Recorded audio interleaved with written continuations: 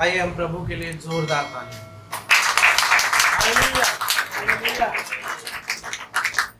हम तो कुछ भी नहीं है ना, जैसे मैं हमेशा कहता हूँ, हम कुछ भी नहीं है, वो प्रभु है जो सब कुछ है। हम तो एक छोटे से आदमी से व्यक्ति, और क्या है हम उसके आगे, हम कुछ भी नहीं है। याद रखें, जब प्रभु आता है तभी आशीषें आती हैं। यहाँ पर कोई भी खड़ा हो जाए, यहाँ पे दुनिया का कोई भी कितना भी बड़ा प्रचारक खड़ा हो जाए, कितने भी बड़े चमत्कार करने वाला खड़ा हो जाए, और यदि उसके साथ में परमेश्वर नहीं है तो उसका खड़ा होना व्यर्थ है, कोई फायदा नहीं है। एक प्रचारक थे बहुत बड़े, उनका नाम बिली ग्राहम।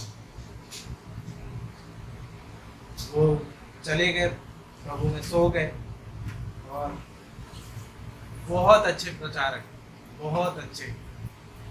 उनके जैसा प्रचारक अभी इस दुनिया में मेरे हिसाब से तो कोई नहीं है। वो इसलिए थे क्योंकि उनका वचन ऐसा वचन होता था कि दुनिया का अगर राष्ट्रपति भी, अमेरिका के थे वो, और यदि वो राष्ट्रपति भी अगर सामने बैठा होता था तो उनका वचन कभी बदलता नहीं था। उनका वचन कभी नहीं बदलता था। वो कहते थे, शक्ति के लोभी मत बनो, है ना। पॉलिटिशियन क्या होते हैं, राजनीति क्या होते हैं, पावरफुल होते हैं ना, शक्तिशाली होते हैं, शक्ति को प्राप्त करना था। उनका वचन कभी नहीं बदलता था। वो वैसे ही बोलते थे जैसे वो लोगों के सामने बोलते थे, चाहे दुनिया का कोई भी व्यक्ति हो, अमेरिका का राष्ट्रपति ही क्यों ना हो। जब राष्ट्रपति को शपथ के लिए बुलाया जाता था, तब साथ में कौन आता था, बिली ग्राहम भी जाते थे, है ना। वो शपथ दिलवाते थे, बाइबल के ऊपर हाथ रखवाकर, सारी शपथें होती थी। और जब वो प्रचार किया करता था तो दुनिया का कोई भी व्यक्ति हो, चाहे वो खुद राष्ट्रपति अमेरिका के क्यों ना बैठे हो, उनका वचन कभी बदलता नहीं था। वो वैसे ही दिया करते थे जैसे वो आम लोगों को दिया करते थे, क्योंकि वो जानते थे ये सब व्यर्थ है, और जिस चीज के पीछे लोग भाग रहे हैं वो सब व्यर्थ है। इसलिए वो बड़े प्रचारकों में गिने गए। उनके जैसा कोई कुछ नहीं होगा, उनके जैसा कभी कोई नहीं बन सकता, ना ही बनेगा। लेकिन यदि हम प्रभु के साथ हैं और प्रभु के साथ खराई में चलते हैं, तो प्रभु हमें हम बनाएगा। क्या बनाएगा? प्रभु हमें जो बनाना चाहता है वो बनाएगा। प्रभु हमें बिली ग्राहम बनाना नहीं चाहता, है ना। प्रभु हमें नहीं चाहता कि तुम कोहली होंगी चौक बनो, बहुत बड़े प्रचारक बनो, मतलब जो आज है बहनहीन बनो, जिनको हम जानते हैं। प्रभु वो नहीं चाहता हमें बनाना, लेकिन प्रभु हमें हम बनाना चाहता है। जो हम में है, जो प्रभु हमारे साथ चाहता है बनाना, वो प्रभु हमें चाहता है कि हम बने, है ना। तो आइए आज के वचन को हम शुरू करते हैं। तो हम सभी तैयार हैं किस चीज के लिए? वचन में क्या होता है?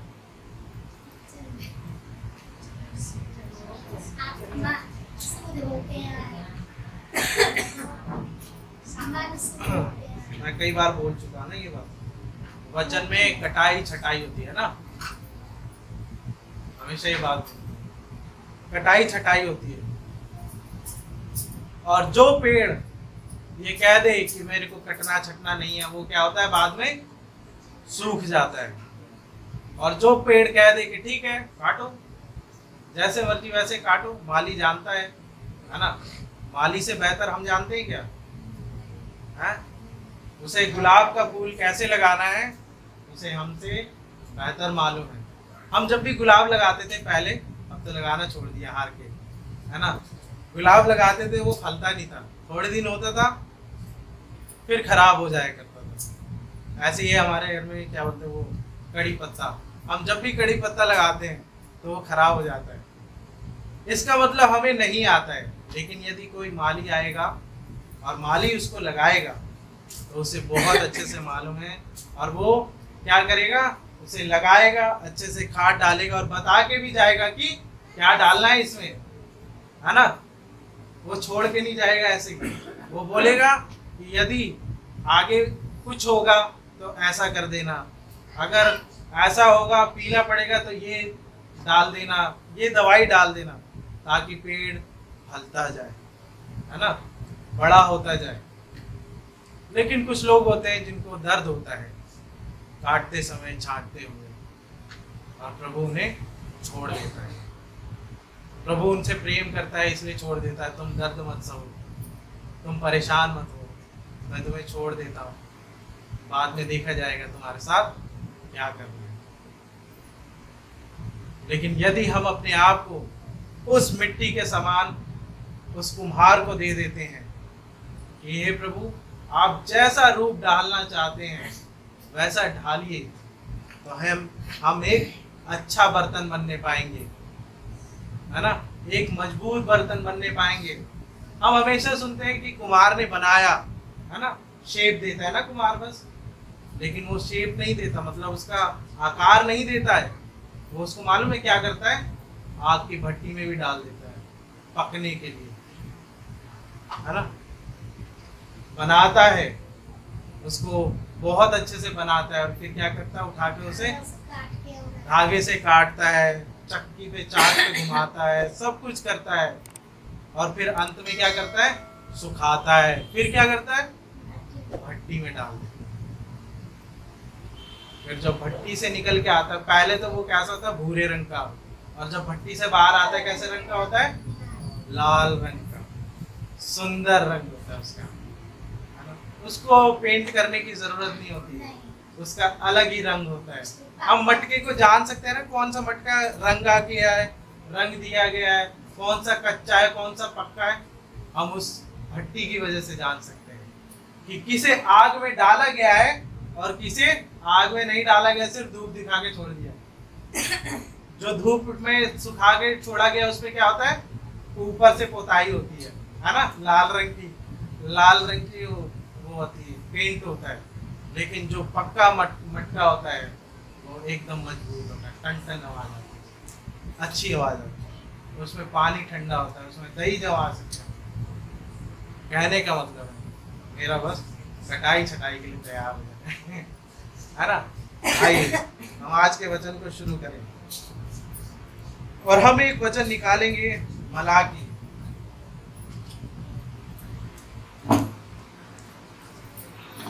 पहला अध्याय,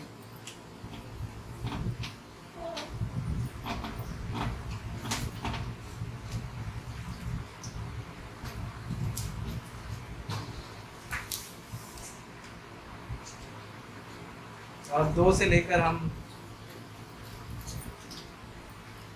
3 तक पढ़ेंगे।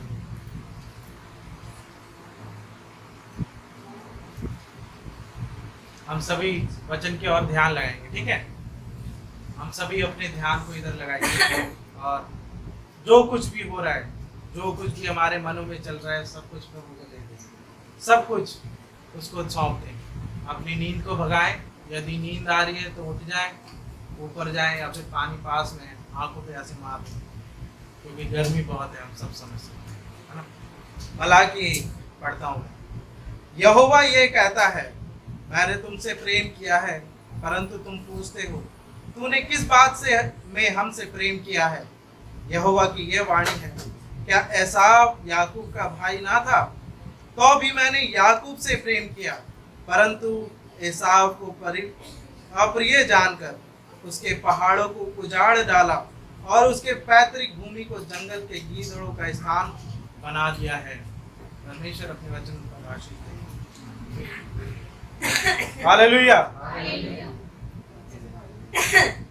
हम सभी लोग तैयार है ना?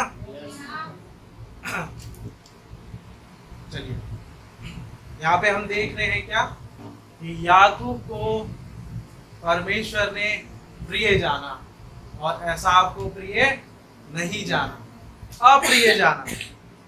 ऐसा क्यों हुआ? ऐसा हमें सोचने की जरूरत है ना, ऐसा क्यों है?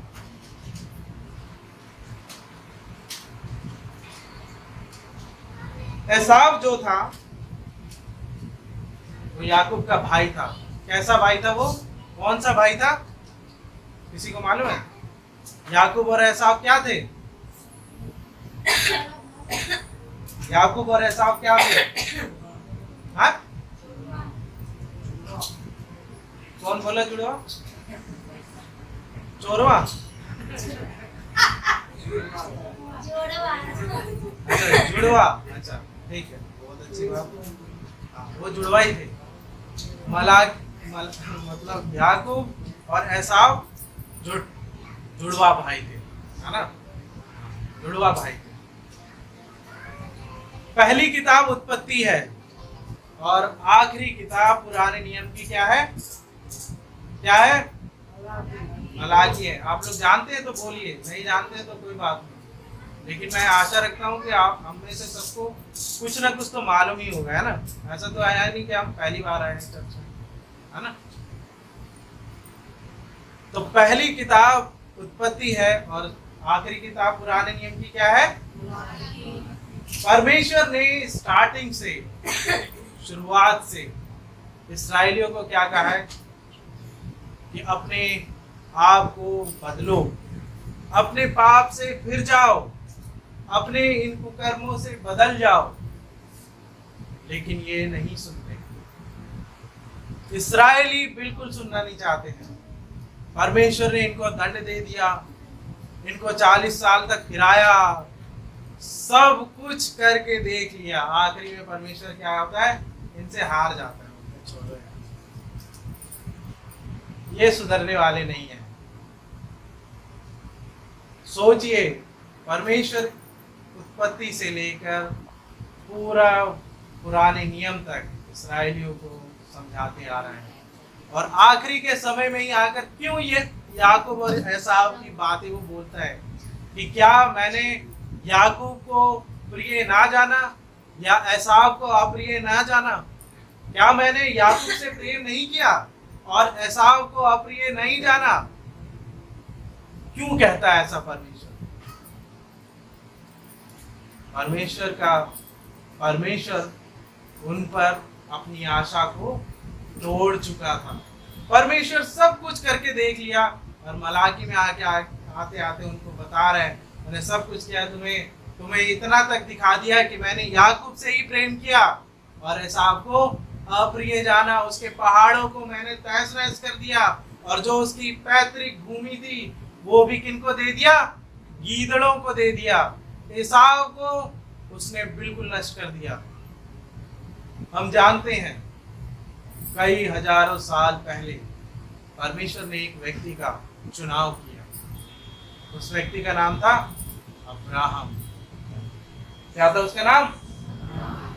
परमेश्वर ने अब्राहम और सारा को एक पुत्र दिया। उसका नाम क्या था? उसका नाम क्या था? इसहाक। और इसहाक की शादी एक लड़की के साथ होती है। उस लड़की का नाम क्या होता है? उस लड़की का नाम क्या होता है? रेबिका, है ना? रेबिका जब पेट से आती है तब उसके पेट में 2 बच्चे पल रहे होते हैं।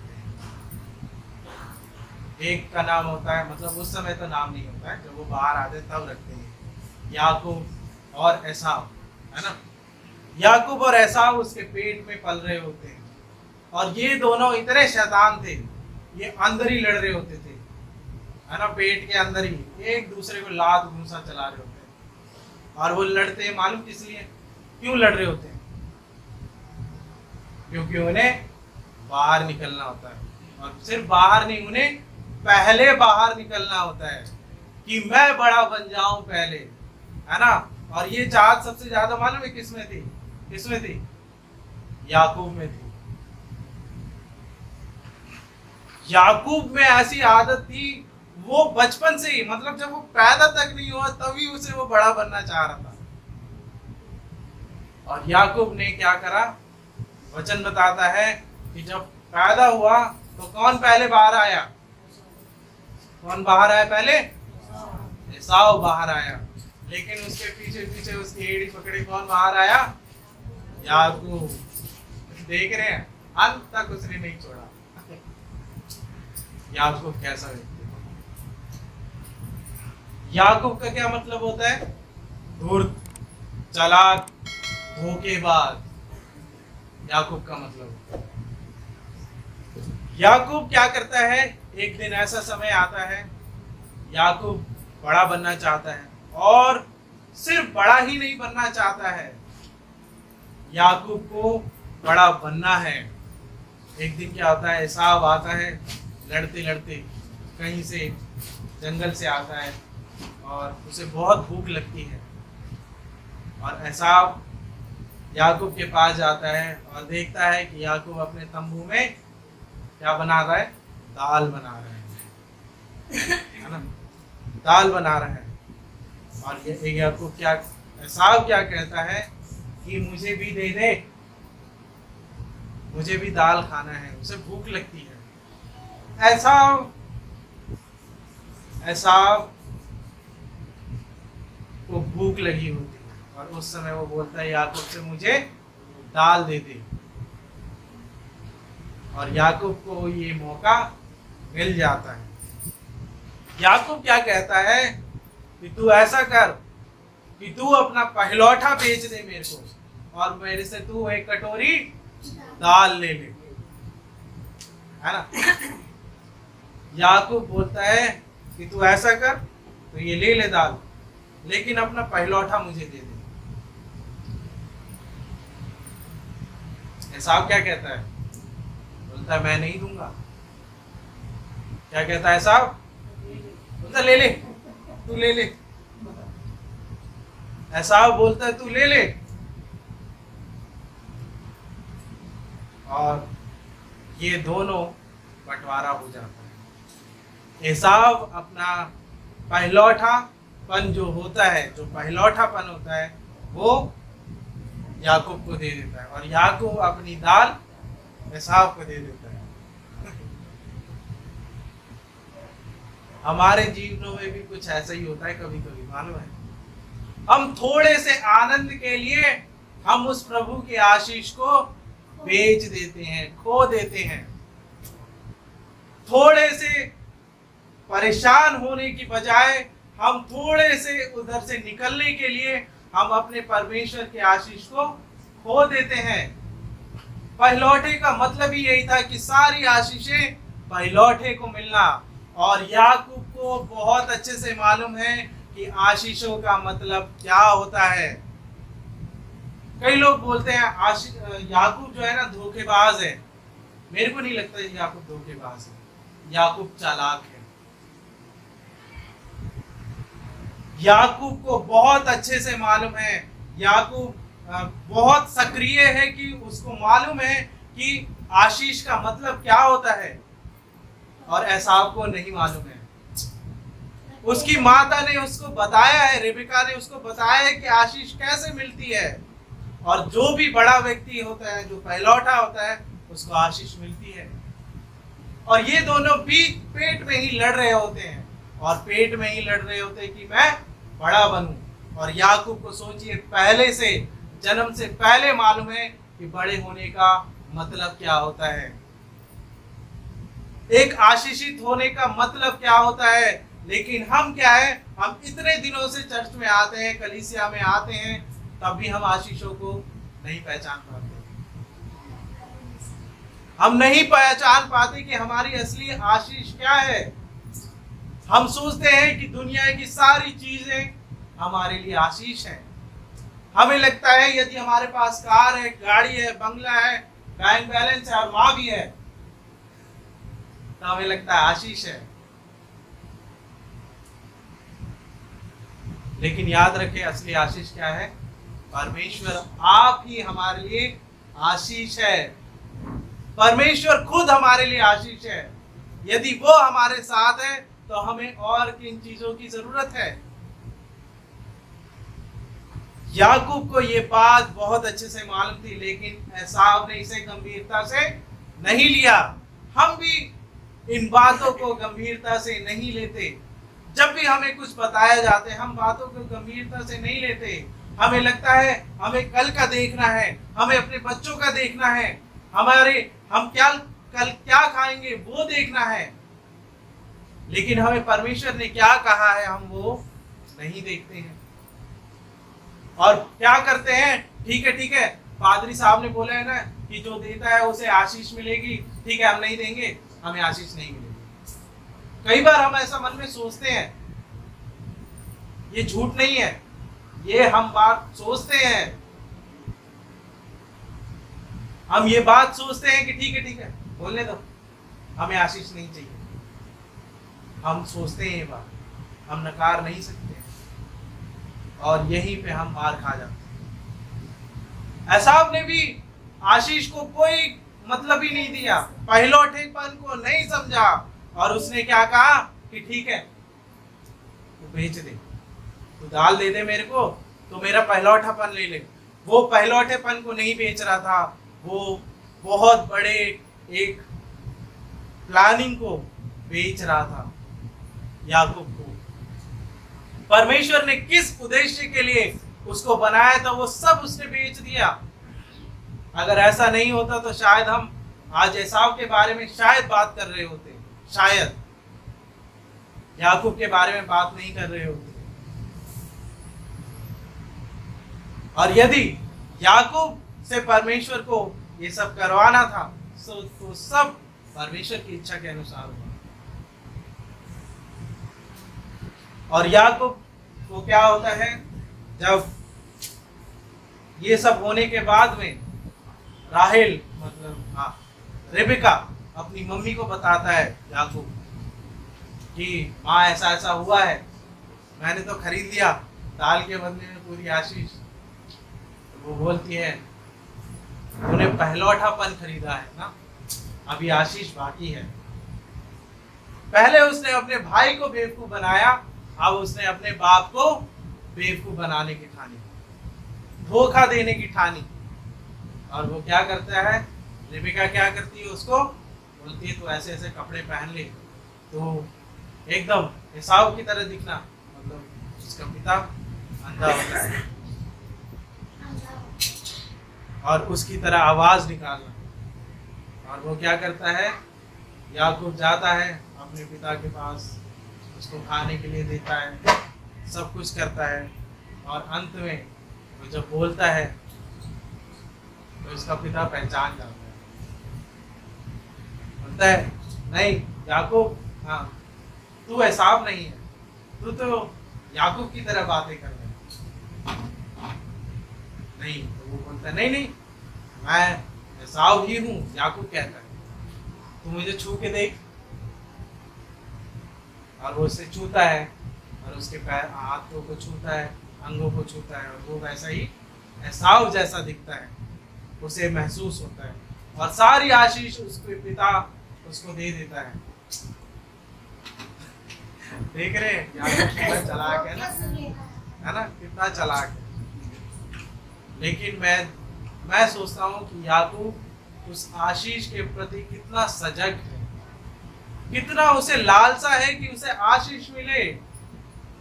हम लेकिन इन लालसा को नहीं रखते हैं ना, हम दूसरी चीजों के लिए सारे प्लान बना लेते हैं, है ना, सब कुछ कर लेते हैं, सारे षड्यंत्र बना लेते हैं। हम ऐसा करेंगे तो ऐसा होगा, हम ऐसा करेंगे तो ऐसा होगा। इस बार क्या करते हैं, महीने का जितना बचेगा तो हम एक फोन ले लेते हैं, ऐसा कर लेते हैं, वैसा कर लेते हैं, हम सारी प्लानिंग बना लेते हैं। लेकिन जहां आशीषों की बात आती है हमें कुछ पता ही नहीं है।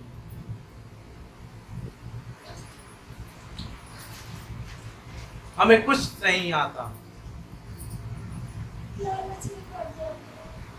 हमें लगता है कि आशीष कुछ भी नहीं है। और याकूब को इस बारे में बहुत अच्छे से मालूम है।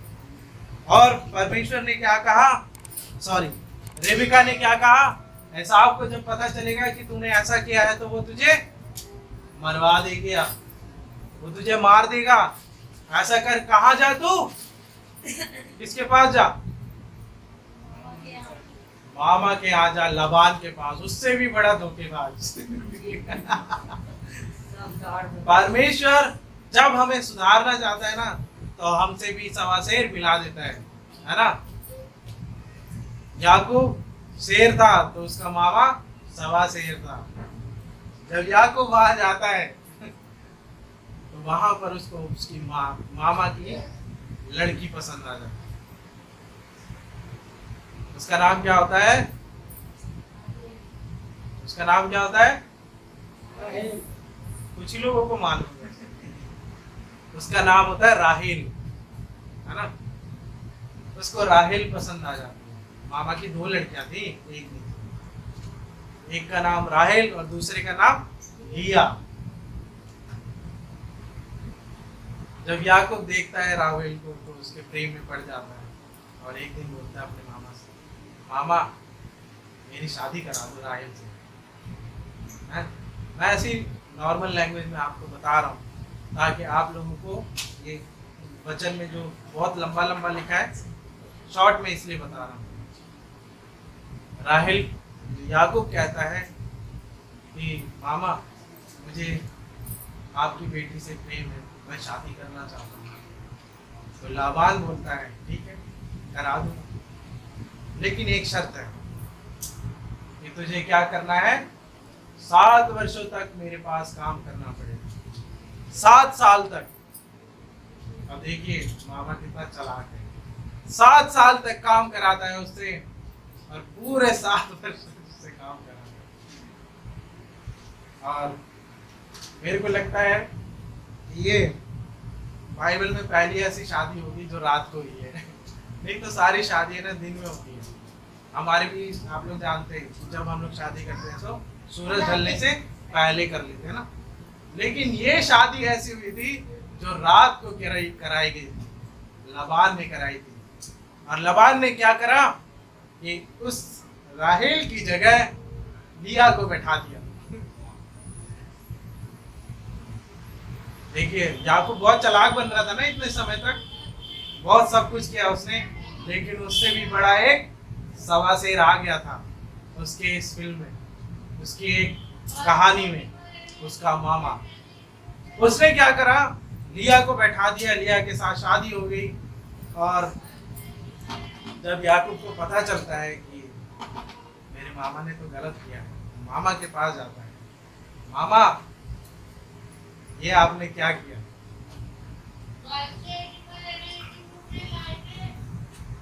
मामा याकूब बोलता है मुझे लिया से नहीं, मुझे राहेल से शादी करनी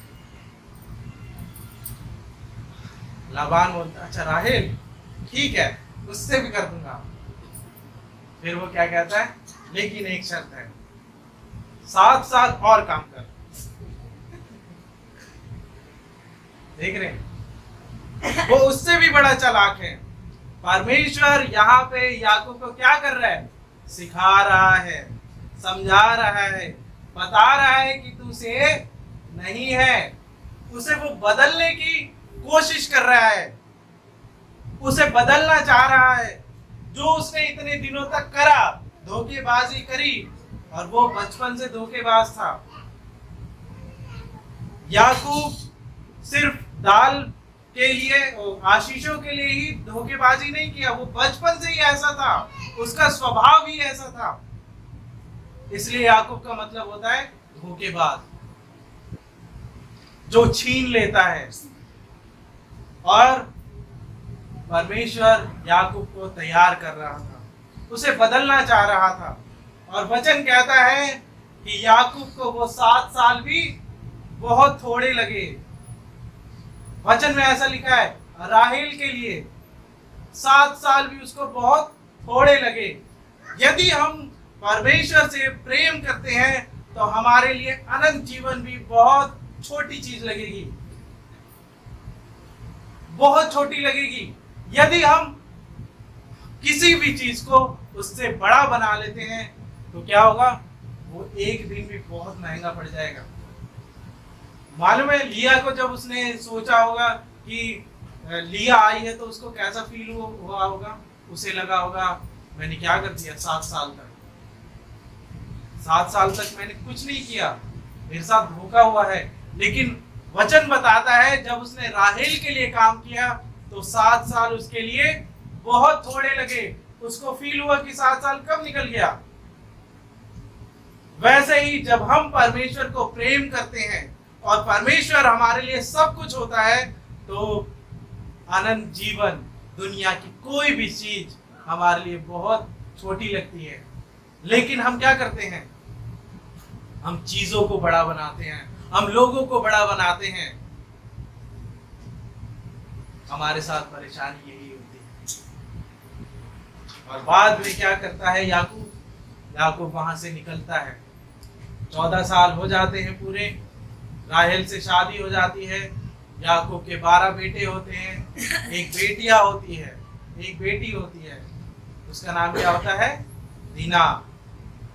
दीना। और याकूब जब निकल रहा होता है, रास्ते में पहुंचता है। रास्ते में ही जब लाबान और इसके बीच में संधि होती है एक, और वो बोलता है अब मैं अपने घर जाऊंगा। लाबान अपने भाई से मिलने एसाव के पास, और याकूब उठता है रात के समय, अपने पूरे परिवार को उठाता है, बच्चों को उठाता है, गधे घोड़े जो कुछ होता है उसकी दौलत, वो सब कुछ उठाता है। और बताते हैं याकूब के पास बहुत कुछ था, सब कुछ था। आज हम सोचते होंगे कि उस समय में क्या होगा, उनके पास सब कुछ था। उस समय की दौलत ऊंट, घोड़े, गधे, अनाज, यही सब था। उसके पास सब कुछ था। वचन बताता है अय्यूब के पास 6000 ऊंट थे। सोचिए एक ऊंट कितना महंगा आता है इस समय में। 6000 ऊंट थे। मान लीजिए उसके पास हवाई जहाज थे उस समय।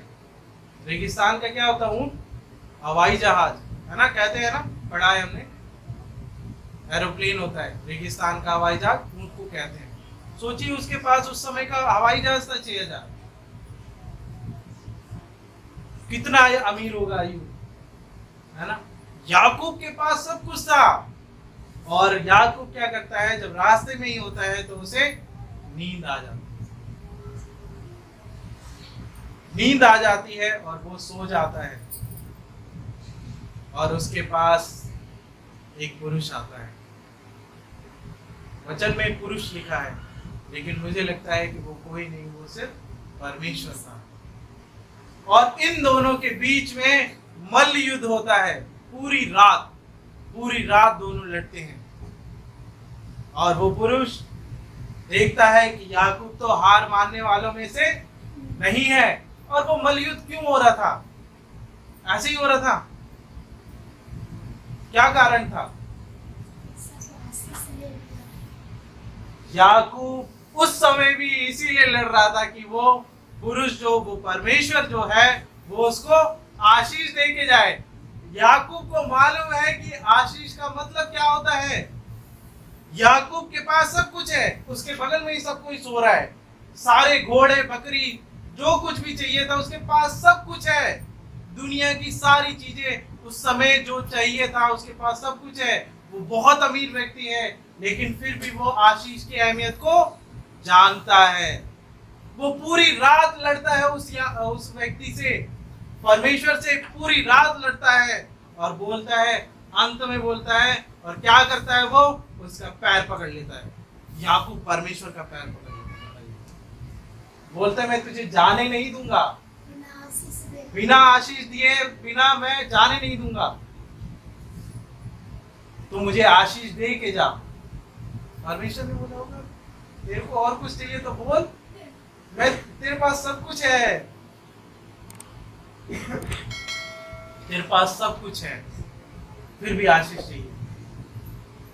याकूब को मालूम था आशीष का क्या मतलब।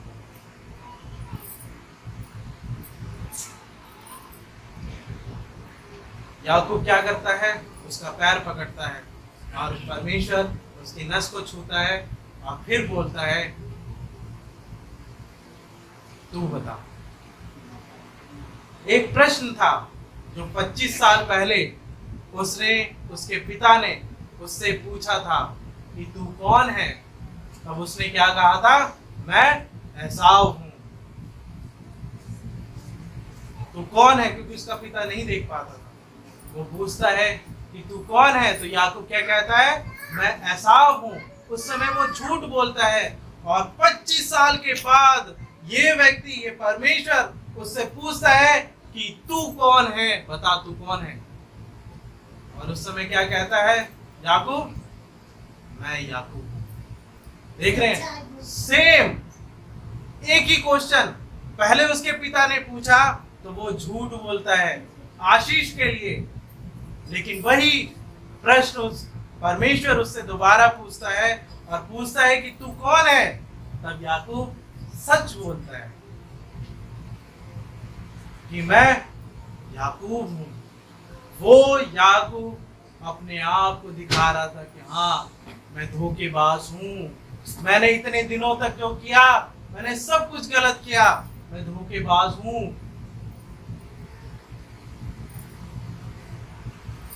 परमेश्वर सब चीज बर्दाश्त कर सकता है, मालूम है, लेकिन परमेश्वर ने पाखंडीपन बिल्कुल बर्दाश्त नहीं। परमेश्वर ने वे विचारनी स्त्री को कहा, जा दोबारा मत करना, है ना।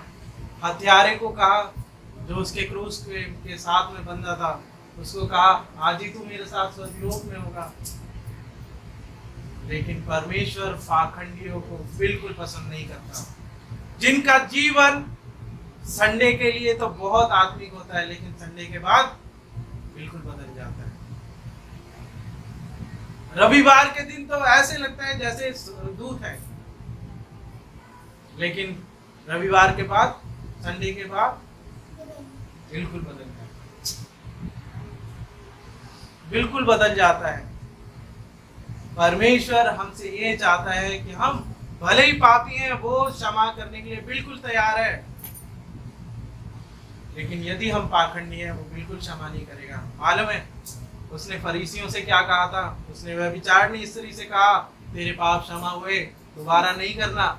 उसने उस व्यक्ति से बोला कि आज ही तू मेरे साथ स्वर्गलोक में होगा, लेकिन फरीसियों से क्या कहा कि तुम्हें नरक की आग से कौन बचाएगा। फरीसी कौन थे? पाखंडी थे। परमेश्वर बिल्कुल ऐसे लोगों को पसंद नहीं करता, जो कलीसिया में एक दिन कुछ और होते हैं और पूरे साल कुछ और होते हैं। ऐसे लोग ईसीजी होते हैं। ईसीजी मालूम है आप लोगों को? ईसीजी क्रिश्चियन एक वो है, संस्था है। ईस्टर, क्रिसमस और गुड फ्राइडे, हाँ, ये वाले जो क्रिश्चियंस होते हैं, ऐसे लोग जो होते हैं, परमेश्वर ऐसे लोगों से नफरत करता है। परमेश्वर उनसे बोलता है तुम्हें नरक की आग से कौन बचाएगा। परमेश्वर को सब कुछ कबूल है, लेकिन पाखंडीपन बिल्कुल पसंद नहीं है। हम परमेश्वर के सामने एक दिन या फिर 2 दिन, जब हमारे घर में पादरी साहब आते हैं, जाते हैं, तब हमारा रूप बिल्कुल बदला होता है, लेकिन बाद में, जाने के बाद में ठीक है गए, दूसरे दिन फिर वही चालू, फिर वही दारू पीना, फिर वही लड़ाई करना, फिर वही झगड़ा करना, सब कुछ करना। कलीसिया में आते हैं तो लगता है कि बिल्कुल अलग है। हम सभी का जीवन ऐसा हो सकता है, लेकिन याद रखें परमेश्वर ऐसे लोगों को पसंद नहीं करता है।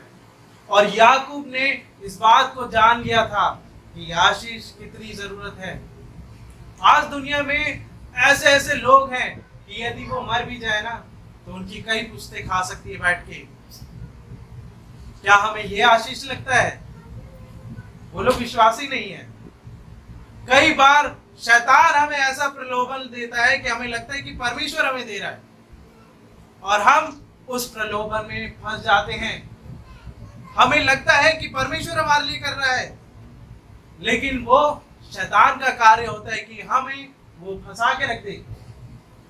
ताकि वो हमें ऐसा फंसाए कि हम वहां से निकल ना पाए। यदि हम इन सब चीजों को समझ पाते हैं तो हम आशीषों को समझ पाएंगे। पहचानना सीखें कि परमेश्वर यदि हमारे लिए कार्य करेगा तो परमेश्वर अपने लोगों के साथ अपनी संगति में लोगों को और जोड़ेगा। परमेश्वर का यदि कार्य होगा तो वो अपने लोगों के साथ और लोगों को जोड़ेगा। यदि परमेश्वर का कार्य नहीं होगा तो वो लोगों को दूर कर देगा। आपको लगेगा ये परमेश्वर का काम है, लेकिन ऐसा नहीं है। जब हमें लगता है कि शैतान के पास इतना पैसा कहां से आया, उसने यीशु मसीह को लालच दिया था कि यदि तू झुककर मेरे सामने नमस्कार करे तो मैं ये सारा वैभव तुझे दे दूंगा, संसार की सारी वस्तु मैं तुझे दे दूंगा। आज यही है। आज हम जानते हैं दुनिया में कितने बड़े बड़े लोग हैं, लेकिन परमेश्वर ने आपको और मुझे चुना कि हम आशीषित हो जाएं।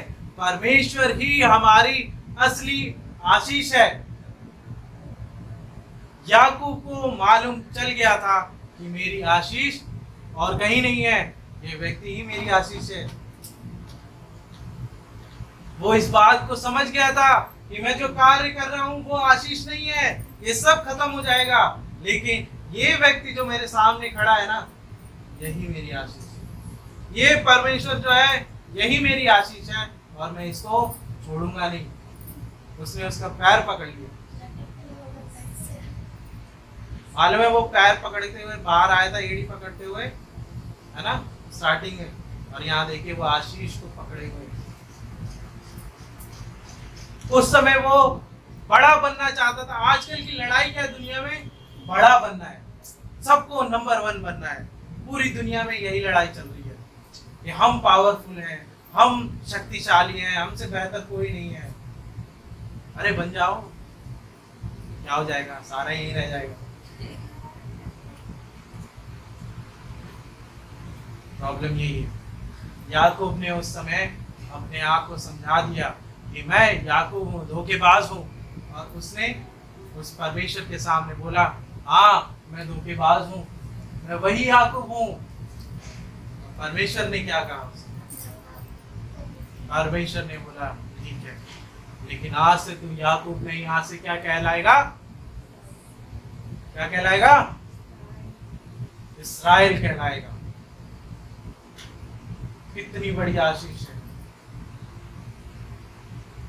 बहुत बड़ी आशीष है। परमेश्वर के साथ वो याकूब को समझ में आ गया, और याकूब ने क्या कहा कि ठीक है मैं अपने आप को बदलता हूं आज ही। और परमेश्वर ने कहा ठीक है आज से तू याकूब नहीं इस्राएल होगा। इस्राएल का मतलब क्या होता है? वो ऐसा व्यक्ति जो पापी तो है लेकिन पाखंडी नहीं है। इस्राएल का मतलब ये होता है, एक ऐसा व्यक्ति जो पापी तो है लेकिन पाखंडी नहीं है। हम पापी तो हैं, ठीक है, हम मानते हैं, लेकिन हम पाखंडी नहीं है। परमेश्वर को ये बहुत बुरा लगता है, इसलिए उसने एसाव को अप्रिय किया और याकूब को प्रिय जाना।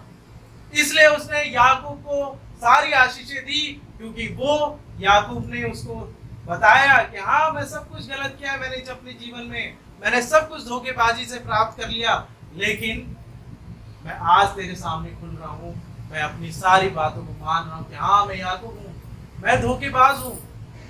और एसाव क्या रहा? एसाव ही रहा, लेकिन याकूब क्या बन गया? इस्राएल बन गया। हालेलुया। याकूब एसाव ही बना रहा, लेकिन जब वो परमेश्वर के पास आया और उसने बोला हाँ मैं याकूब हूँ, तो परमेश्वर ने उसे क्या बनाया? इस्राएल बनाया। यदि हम अपने गुनाहों को लेकर ये बोलते हैं कि नहीं मैं एसाव हूँ, मैं ठीक हूँ, मैं ऐसे ही ठीक हूँ, तो याद रखें परमेश्वर आपको नहीं बदल सकता। परमेश्वर ने जो आशीषें आपके लिए निर्धारित की है वो आपको नहीं मिलेंगी। यदि हम परमेश्वर के सामने जाते हैं कि हाँ परमेश्वर मैंने ये गलत किया है, हाँ मैंने जीवन भर ये गलत किया है, और मैं इस बात को मानता हूँ, परमेश्वर हमें इस्राएल बनाना चाहता है। परमेश्वर चाहता है कि हम आगे बढ़ें। परमेश्वर ये नहीं चाहता कि हमारे पास गाड़ी हो, बंगला हो, सब कुछ हो। परमेश्वर चाहता है वो हमारे पास हो। परमेश्वर यीशु मसीह, जब परमेश्वर ने आदम और हवा को बनाया तो हवा का नाम आदम ने रखा, लेकिन परमेश्वर ने क्या कहा? ये तेरी सहायक है। और जब यीशु मसीह इस दुनिया से उठा लिया जा रहा था, तब वो क्या कहता है? मैं तुम्हारे लिए एक सहायक छोड़ के जा रहा हूं। वो क्या है? पवित्र आत्मा।